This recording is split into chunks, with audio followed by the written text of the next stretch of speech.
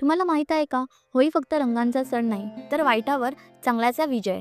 तर अगदी घरच्या पूजेच्या पद्धतीने आपण हा विजय कसा साजरा करायचा हे या व्हिडिओमध्ये पाहणार आहोत.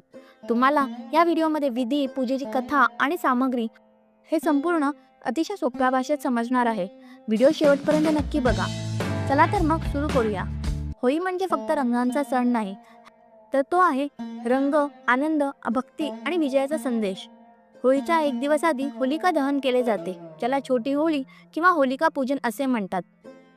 त्यामागची छोटीशी कथा जाणून घेऊया. हिरण्यकश्यपू नावाचा एक कसूर राजा होता, जो स्वतःला देव समजत असे, पण त्याचा मुलगा भक्त प्रल्हाद हा विष्णूंचा भक्त होता. हिरण्यकश्यपाने त्याला अनेकदा मारायचा प्रयत्न केला, पण सारे अपयशी ठरले. शेवटी ज्या बहिणीला अग्नीपासून संरक्षण असेल असे वरदान मिळालेले होते, त्या बहिणीसह त्याने प्रल्हादाला अग्नीत बसवले. पण विष्णूची कृपा की प्रल्हाद वाचला आणि होलिका, जिला वरदान होते, ती जळून भस्म झाली. त्या दिवसापासून होलिका दहनाची परंपरा आहे. होलिका दहनापूर्वी होलीची पूजा व्यवस्थित करावी. सर्वप्रथम स्वच्छ जागेत होलिकेची रचना करावी. लाकूड, गवत, गव्हाच्या लोंब्या, गोवऱ्यांपासून होळी बांधावी. पूजेच्या वेळी पहिले गणपतीची पूजा करावी. त्यानंतर हळद, कुंकू, फुले होलिकेला समर्पित करावे. त्यानंतर होलिकेला एक प्रदक्षिणा घालावी आणि मग योग्य शुभमुहूर्तावर होळीला अग्नी द्यावी. होळीच्या दिवशीचा शुभमुहूर्त पंचांगानुसार निश्चित होतो.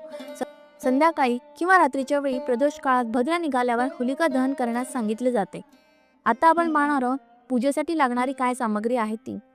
गंध, हळद, कुंकू, फुले, गूळ, नारळ, अक्षता, सुपारी, कापसाची वात, गव्हाच्या लोंब्या आणि होळीचा प्रसाद.